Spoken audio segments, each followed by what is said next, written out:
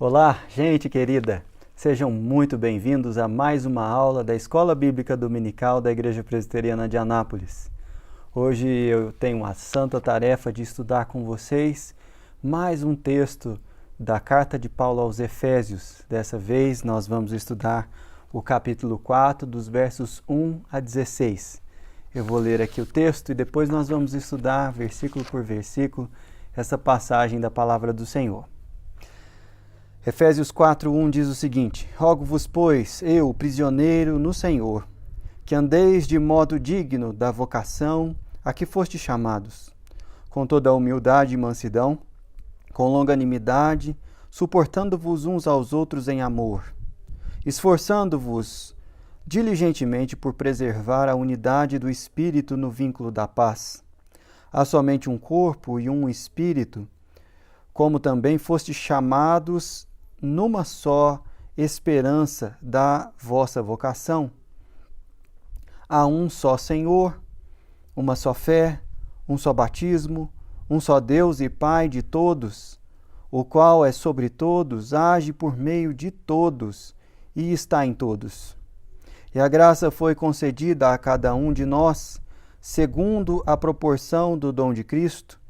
Por isso diz: quando ele subiu às alturas, levou cativo o cativeiro e concedeu dons aos homens. Ora, que quer dizer subiu, senão que também havia descido até as regiões inferiores da terra? Aquele que desceu é também o mesmo que subiu acima de todos os céus, para encher todas as coisas.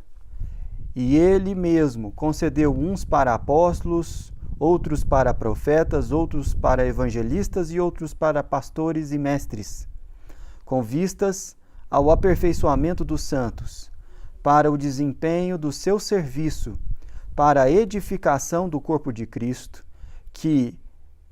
até que todos cheguemos à unidade da fé no pleno conhecimento do Filho de Deus, à perfeita varonilidade, à medida da estatura da plenitude de Cristo, para que não mais sejamos como meninos, agitados de um lado para o outro e levados ao redor por todo o vento de doutrina, pela artimanha dos homens, pela astúcia com que induzem ao erro. Mas, seguindo a verdade em amor, cresçamos em tudo naquele que é a cabeça, Cristo, de quem todo o corpo, bem ajustado e consolidado pelo auxílio de toda junta, segundo a justa cooperação de cada parte, efetua o seu próprio aumento para a edificação de si mesmo em amor. Essa é a palavra do Senhor. Vamos orar? Pai, obrigado pela porção da Tua palavra que está diante de nós. Que nós possamos, ó Deus, experimentar mais da unidade do Senhor na Igreja de Cristo, ó Deus, que é Tua, nas nossas vidas, na vida, Senhor, da comunidade que o Senhor nos plantou, na Igreja brasileira, na Igreja do Senhor no mundo. Nós te pedimos essa unidade, Pai, e clamamos isso no nome e na autoridade de Jesus. Amém. Queridos irmãos, hoje o tema da nossa aula é a unidade da Igreja. Basicamente, esse é o tema que Paulo escolheu abordar nesse texto que nós acabamos de ler. E esse texto ele tem três divisões naturais na interpretação dele. A primeira é do versículo 1 até o versículo de número 5, em que Paulo, aliás, até o versículo 6, em que Paulo fala especificamente da natureza dessa unidade da igreja. Depois, a segunda seção, ela vai do versículo 7 até o versículo de número 11, e ela fala os meios pelos quais Deus atua para edificar o seu povo em unidade. E por fim, Do versículo 12 até o 16, nós vemos como Deus, ele opera com objetivos muito específicos para promover a unidade na igreja. Qual é o propósito da unidade? E nós vamos ver cada uma dessas três questões na nossa aula de hoje. Mantenha sua Bíblia aberta e siga aqui comigo para que nós vejamos aqui o que o texto nos ensina. Versículo 1 diz o seguinte: Rogo-vos, pois, eu, prisioneiro no Senhor, que andeis de modo digno da vocação a que fostes chamados. Esse versículo começa com uma expressão usada por Paulo em outras passagens, quando ele quer fazer uma transição entre um aspecto teórico do qual ele estava trabalhando para a aplicação dessa doutrina, dessa verdade à vida prática da igreja. O capítulo 4, ele inicia justamente com essa transição na carta de Paulo aos Efésios. Do capítulo 1 até o final do capítulo 3, Paulo ele trabalhou aqui na primeira parte da carta a exposição das doutrinas do Evangelho de Cristo Jesus, as verdades das quais nós somos abençoados e privilegiados de receber a ação de Deus, a graça de Deus, a ministração e os direitos e a consolação do Espírito Santo e a obra salvadora de Jesus e a adoção do Pai. Todas essas realidades são realidades verdadeiras, presentes na vida de todo cristão e que são direitos aos quais nós recebemos pela graça de Jesus a bênção de desfrutar. Mas do capítulo 4 ao capítulo 6, Paulo começa aqui então a aplicar essa mensagem ao dia a dia da igreja.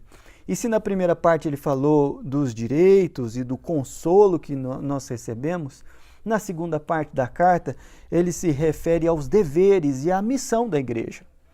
E aqui nós começamos essa parte de dever com essa expressão, rogo-vos. Paulo usa também essa expressão em outros lugares, como em Romanos capítulo 12, quando ele termina ali a primeira parte da epístola de Romanos, falando das maravilhas do Evangelho, e passa a aplicar aquilo à igreja, rogando àquela igreja que consagrem-se como sacrifício vivo ao Senhor.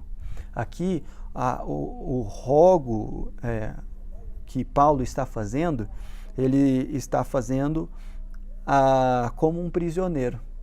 Nós já estudamos com o presbítero Fred nas nossas aulas anteriores que Paulo estava preso em Roma quando escreveu essa carta, e ele não se envergonhava de mencionar isso nos seus ensinamentos, porque ele entendia que o seu sofrimento acrescentava honra e glória a Jesus Cristo, e ele se sentia privilegiado por poder participar do sofrimento de Jesus. Ele diz o seguinte, ele clama à igreja que eles andem de modo digno da vocação a que fostes chamados. Paulo, ele trabalha essa palavra vocação com muito apreço na palavra, no texto de Efésios. Ele usa isso no capítulo 1, no capítulo 2, mencionou isso no 3, e aqui no 4 ele fala que, tanto no versículo 1, quanto ele retoma essa ideia no versículo 4. Mas ele está aqui dizendo que nós precisamos andar de maneira digna da vocação, do chamado que nós recebemos de Jesus. Se é verdade que a salvação é pela graça e nós fomos alcançados pelo amor de Cristo sem merecer nada e sem poder oferecer nada em troca da nossa salvação, é verdade também que Cristo nos chama a uma novidade de vida. Ele nos perdoa e nos justifica, mas nos chama a andar com Ele. E andar com Ele é andar de modo digno da vocação que nós recebemos. Paulo ele lista aqui no versículo 2 e 3 4 características desse andar digno dos discípulos de Jesus. E o primeiro deles é com toda humildade e mansidão. Paulo poderia ter elegido outras virtudes aqui para falar sobre como nós devemos andar com o Senhor. Ele poderia ter falado em santidade, ele poderia ter falado sobre diligência e por outras coisas, mas ele escolhe, ao tratar do tema humildade, aqui em primeiro lugar, e mansidão, trabalhar uma questão muito importante. Caminhar com Jesus não nos dá o direito de sermos orgulhosos, nem de tratarmos com ira, sejam nossos irmãos, sejam aqueles que não foram alcançados pela graça de Jesus ainda. E ele diz que andar de modo digno com Jesus é andar em humildade e mansidão. Mas não só isso, ele aponta também com longanimidade. A longanimidade é aquela característica, fruto do Espírito Santo, que faz com que a gente seja de pavio comprido. Essa é a melhor expressão que eu consigo encontrar para traduzir longanimidade. É uma pessoa que tem um longo percurso para perder a paciência. E Paulo, ele atrela isso logo depois de falar sobre mansidão. Veja que ele está realmente valorizando essa característica. Em terceiro lugar, ele fala, suportando-vos uns aos outros em amor. A palavra suportando aqui pode ter dois sentidos. Ou dar suporte, isso é, colocar sobre você algo para que aquilo seja usado adequadamente, como, por exemplo, um pedestal que segura um microfone, isso é um suporte, ou uma mesa que segura um copo com água, mas a ideia provavelmente mais adequada aqui com o contexto é um segundo significado, que é aquela ideia de tolerar a fraqueza, a infantilidade e a imaturidade daqueles que são nossos irmãos na fé, mas que não estão agindo com tanta dignidade com relação à vocação que eles receberam. Curioso que Paulo ele fala que uma das expressões do nosso caminhar com Cristo de maneira fiel é o fato de nós suportarmos os nossos irmãos. Em quarto lugar, ele diz, no versículo 3, esforçando-vos diligentemente por preservar a unidade do Espírito no vínculo da paz. E aqui ele está diretamente falando sobre nós procurarmos ser pacificadores, não estimularmos contendas entre os irmãos e presumirmos boa fé daqueles que caminham junto conosco no discipulado de Jesus Cristo. Se você é uma pessoa que já segue a Jesus há algum tempo numa igreja local, sabe que naturalmente há conflitos, porque o ferro afia o ferro, assim também o amigo afia o seu irmão. E Deus usa os irmãos como meio de santificação na nossa vida. Mas esse processo gera atrito, gera calor, gera faísca e naturalmente conflitos. E esses conflitos devem ser entendidos e manejados com uma perspectiva de pacificação. Essa é uma atitude necessária para que nós andemos de modo digno da vocação que nós recebemos. Nesse sentido, o discípulo de Jesus precisa entender que ele é uma pessoa que necessariamente tem a tarefa de ser um pacificador. E aí ele começa a explicar por que a unidade, essa harmonia, esse andar junto é tão importante para a fé cristã. E os versículos 4 e 5, Paulo fala da natureza espiritual da unidade da igreja. Veja, ele diz o seguinte: há somente um corpo e um espírito, como também fostes chamados numa só esperança da vossa vocação. o que ele está dizendo aqui é que a unidade da igreja, o fato de nós sermos um único corpo espiritual de Cristo na terra, nos faz participantes do mesmo Espírito Santo.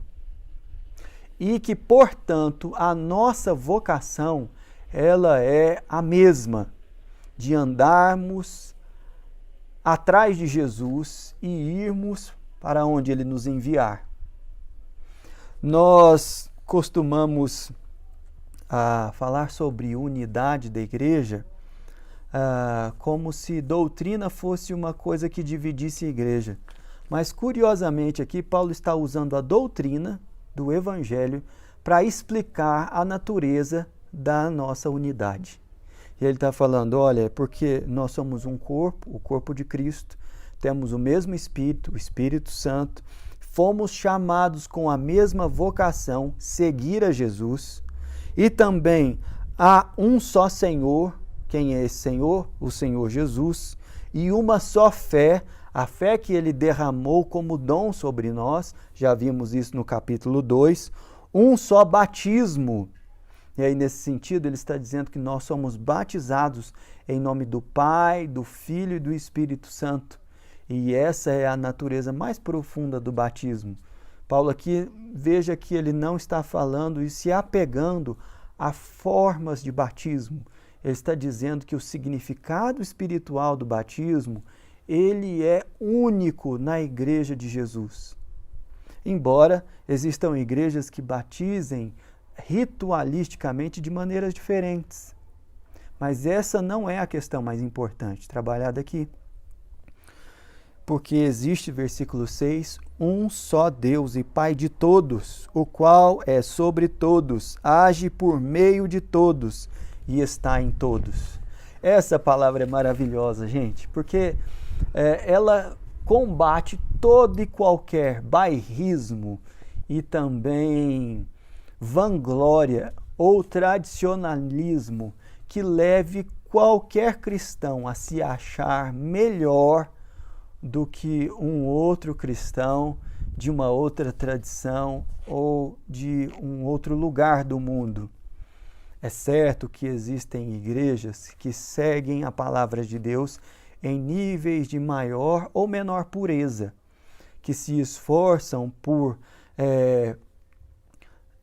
propositalmente afastar toda a influência mundana ou de tradição rival às Escrituras da sua prática diária de piedade e de busca do Senhor. Mas mesmo essas igrejas não são mais dignas em si do que outras, porque nós fomos chamados pelo mesmo Senhor e é o nosso chamado que nos torna mais dignos.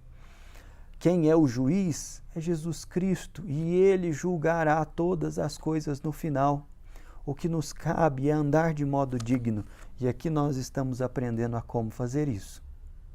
Na sequência aqui, nós chegamos à segunda parte do texto, porque se já falamos um pouco sobre a unidade da Igreja de Cristo, agora vamos ver os meios pelos quais Deus edifica a sua igreja em unidade.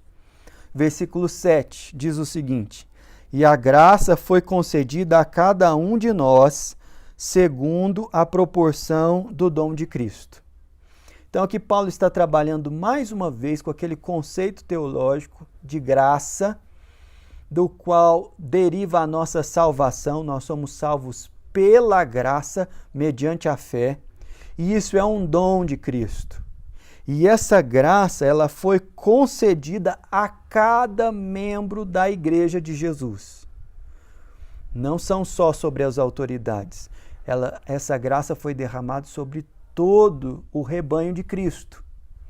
Porque, lembre da ênfase no verso 6, Ele é o único Deus, Pai de todos. Ele não é só Pai dos oficiais da igreja, os pastores, bispos, diáconos, apóstolos. Não, Ele é Pai de todos e age por meio de todos e está em todos. Portanto, todos são a habitação do Espírito de Deus. Conquanto isso seja verdade, Deus, pela sua sabedoria e propósito, escolheu derramar dons sobre o corpo. E ele não faz isso de maneira igual, ele faz isso conforme o seu propósito para cumprir a sua vontade. E nós vamos ver aqui cada uma dessas questões. Veja o versículo 8 que diz o seguinte: por isso diz, e aqui começa uma citação do Salmo 68, verso 18. Quando ele subiu às alturas, levou cativo o cativeiro e concedeu dons aos homens. Esse salmo é um salmo de Davi e, dentre outras referências a Jesus, ele fala sobre o mistério da encarnação. E aqui, mais especificamente, está falando sobre a ascensão de Jesus. Quando ele subiu às alturas, ele levou cativo o cativeiro e concedeu dons aos homens. Essa aqui é uma figura muito conhecida da sociedade antiga, do texto em que isso aqui foi escrito, e até mesmo da época de Davi, alguns séculos, quase um milênio atrás, da época em que Paulo escreveu aqui essa carta, que era aquela tradição de que generais e importantes autoridades do exército, quando eram vitoriosas, retornavam para as cidades natais, especialmente para a capital do império, trazendo algemados os escravos e também as autoridades da nação conquistada. E nesse momento havia uma grande festa na capital e havia distribuição do despojo da guerra. E aqui Paulo está usando um texto do rei Davi para falar que a ascensão de Jesus foi algo semelhante a isso, quando ele, vitorioso sobre a morte e tendo concluído a obra que o Pai o enviou a fazer, está voltando ao céu, levando cativo o cativeiro, aqueles que acusavam o seu povo, e também trazendo todos aqueles que foram chamados para ir com ele, e diante da presença do Pai está distribuindo o despojo da guerra. É uma figura muito forte. Os primeiros leitores dessa carta tinham isso muito vívido em sua mente, e nós, por sermos de uma tradição e um contexto social muito diferente, precisamos dessa explicação para entender o que está sendo dito aqui. E aí ele diz que Jesus Cristo, por ter conquistado todas as coisas e ser vitorioso na missão que lhe foi designada para fazer, ele está retornando aos céus na ascensão e distribuindo para os seus o despojo da guerra. E ele concede isso de maneira graciosa, não é mero aqueles que recebem, porque a vitória foi de Cristo, e ele faz isso segundo lhe apraz, em medidas e funções diferentes. E o versículo 9 continua da seguinte maneira: ora, que quer dizer subiu, senão que também havia descido até as regiões inferiores da terra? Paulo está fazendo uma pergunta retórica, afirmando que Davi, quando disse que Jesus, ou o Messias, mais propriamente dito, quando subisse aos céus, ele também naturalmente teria descido. Paulo está argumentando aqui uma prematura consciência de Davi de que o Messias seria a encarnação de Deus e de que ele desceria dos céus até as regiões inferiores da terra. Há muita polêmica a respeito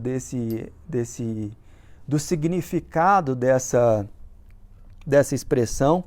Há até uma alternativa de tradução, e o versículo 9 também pode ser traduzido da seguinte maneira: senão que também havia descido às regiões inferiores da terra, ou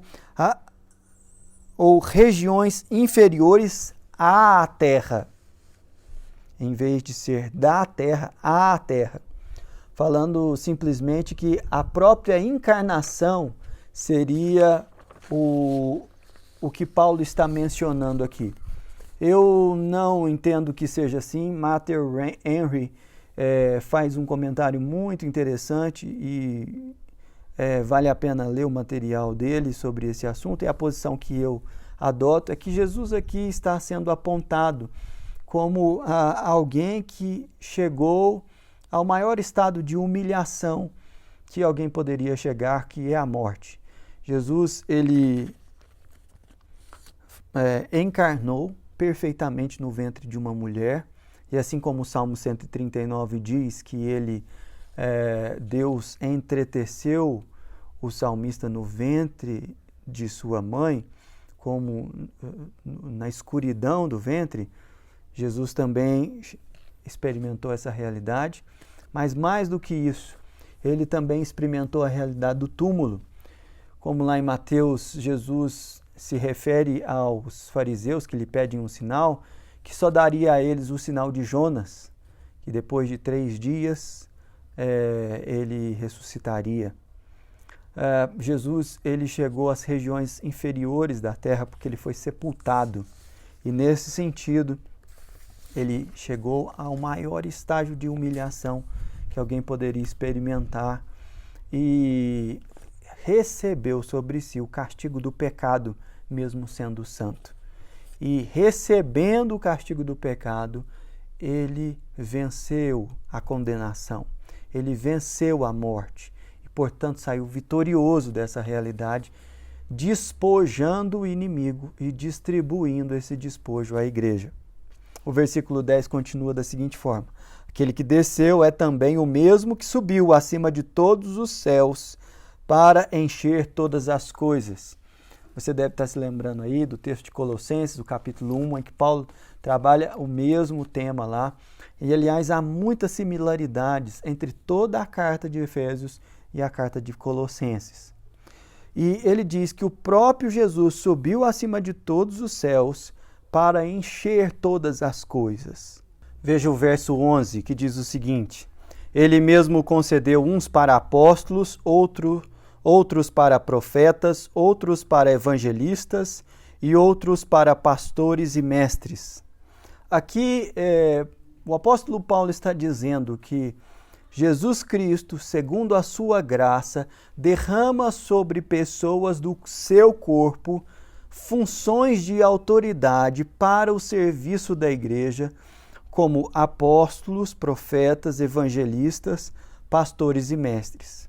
Há uma discussão aqui entre se são 4 ou 5 posições e funções por conta do pastores e mestres. Algumas pessoas defendem que a função do pastor é exercida também primordialmente através do ensino.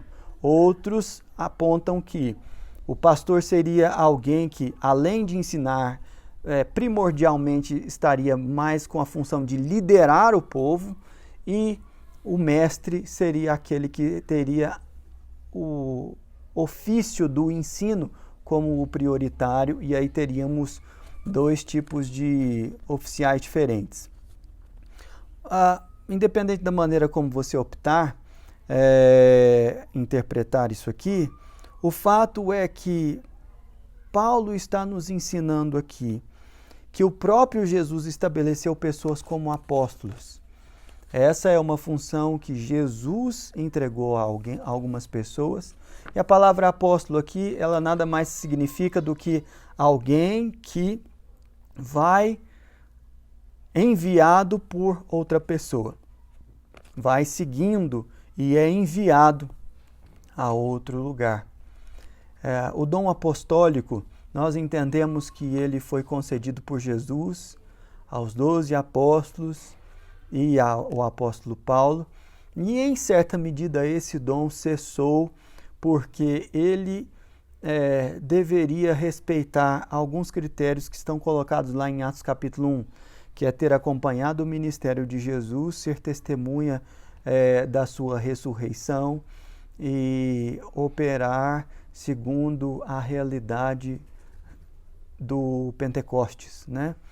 E Paulo é um chamado como fora de tempo para esse ofício, E nesse sentido de lançar os fundamentos da igreja, a igreja não tem apóstolos mais, porque os apóstolos que Jesus denominou, eles foram os 12 mais o apóstolo Paulo. Mas em outro sentido, nós podemos entender também que as pessoas que são enviadas e comissionadas pela Igreja de Cristo para ir como missionários a locais onde a igreja ainda não está plantada e não tem liderança autóctone, são pessoas que são enviadas como missionários para a plantação de igrejas. E eles precisam, em certo nível, desse dom apostólico para abrir aí novos campos para a igreja. Nesse sentido, nós entendemos que há apóstolos na igreja hoje ainda, mas precisa de muita observação aí nessa questão. Nós temos também os profetas, que eram pessoas que ensinavam a palavra de Deus e que pregavam com poder no Espírito sobre a palavra de Deus e até mesmo exortando a igreja a respeito de situações que precisavam de revelações específicas ali, e Deus dá profetas à igreja. E ele também coloca aqui os evangelistas. Quem eram os evangelistas? Paulo se refere aos evangelistas quando está escrevendo a Timóteo, dizendo: cumpre o trabalho de um evangelista. E quem eram os evangelistas? Eram aqueles que acompanhavam os apóstolos, os pastores em suas viagens missionárias, e que eram pessoas que, caso os apóstolos fossem presos, eles continuavam pregando. Caso eles ficassem na cidade, eles iam pastorear e continuavam pregando, continuavam evangelizando, falando de Jesus para pessoas que já tinham entregado a sua fé a Cristo, ou pessoas que ainda não tinham se convertido e que estavam vivendo de maneira pagã. Por último, nós vemos aqui pastores e mestres. Eu tenho a tendência de tratar esse ofício, pastores e mestres, como sendo um só, porque eu entendo que a principal ferramenta do pastor é o ensino, mas existem boas pessoas respeitadas que pensam diferente, e não há nenhum problema de entender isso, até porque Deus derrama o dom de mestre a pessoas que não são pastores, e é uma bênção poder contar com irmãos e irmãs que ensinam na igreja. Nesse sentido, vamos para o versículo de número 13. Número 12. Quais são os objetivos da ministração dessas autoridades no corpo de Cristo? Veja, do versículo 12 até o versículo 16, nós vemos quais são esses objetivos.